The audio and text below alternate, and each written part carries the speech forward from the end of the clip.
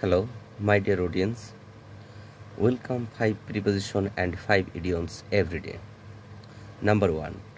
Divide between, যেটি দুইজনের ভিতরে ভাগ করার ক্ষেত্রে ব্যবহৃত হয়, এবং ডিভাইড অ্যামং, যেটা অনেকের মধ্যে বা দুইয়ের অধিক ব্যক্তির মধ্যে ভাগ করার ক্ষেত্রে ব্যবহৃত হয়।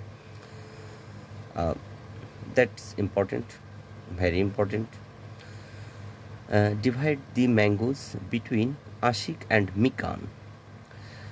এই আমগুলো ভাগ করে দেওয়া হলো আশিক এবং মিকানের মধ্যে।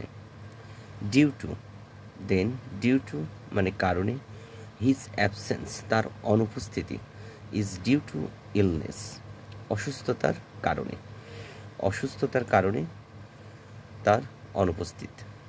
ডাল অফ মানে বোধ শক্তিহীন, হি ইজ ডাল অফ আন্ডারস্ট্যান্ডিং, হি ইজ ডাল অফ আন্ডারস্ট্যান্ডিং তিনি বুঝতে অক্ষম। এক্ষেত্রে অক্ষম শব্দটি ব্যবহার করা হয়েছে। ডাল অফ মানে অক্ষম বা বোধশক্তিহীন, সে বুঝতে অক্ষম বা তিনি বুঝতে অক্ষম। ডাল অ্যাট মানে কাঁচা বা পারে না এই অর্থে, অথবা বোকা মূর্খ।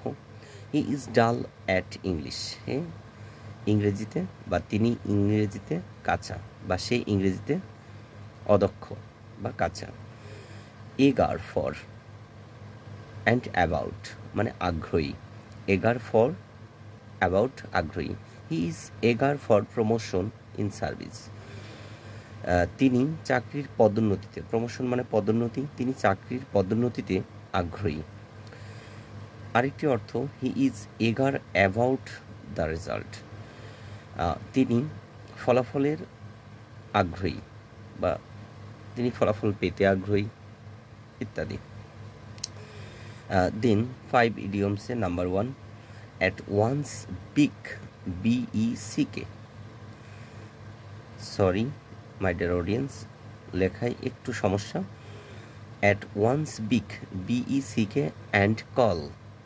At once beck and call অর্থ, বাংলা অর্থ বাধ্য, অবিডিয়েন্ট, ইংরেজি অর্থ obedient.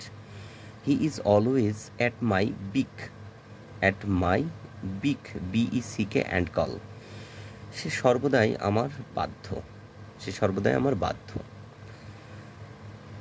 Number 2, at one's own sweet will. At one's own sweet will খুব সুন্দর একটি idioms. According to his wishes মানে খুশি মতো, অ্যাকর্ডিং টু হিজ উইশেস মানে খুশি মতো বা ইচ্ছা মতো।